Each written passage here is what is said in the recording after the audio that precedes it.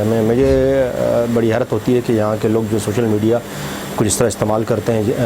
Without knowledge کے، یہ ایک بڑا خطرناک ہے۔ اگر ہم اس کو لیگل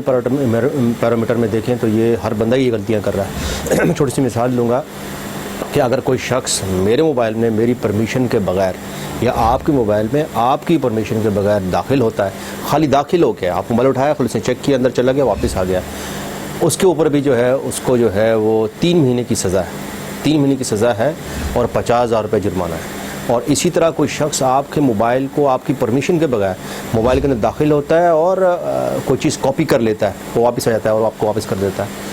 اس کے اوپر بھی 6 مہینے کی سزا ہے، ٹھیک ہے،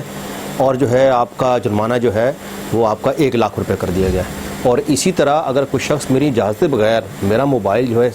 لیتا ہے اور کوئی چیز میں ڈیلیٹ کر دیتا ہے، بھلے ایک تصویر ڈیلیٹ کر دے اور ڈیلیٹ کر کے واپس آ جاتا ہے، موبائل کے اندر داخل ہوا اور آپ سے پوچھے بغیر جو ہے آپ کی پرمیشن کے بغیر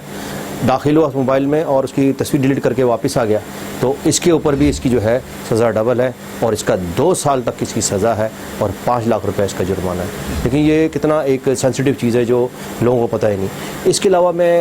کچھ چیزیں اور بھی آپ کو بتانا چاہوں گا کہ جس میں ایک چیز یہ ہے کہ سوشل میڈیا پہ بغیر کسی تصدیق کے آپ جو ہے الزامات لگا دیتے ہیں لوگوں کے اوپر اور اس کی پوسٹ چلنا شروع ہو جاتی ہے اور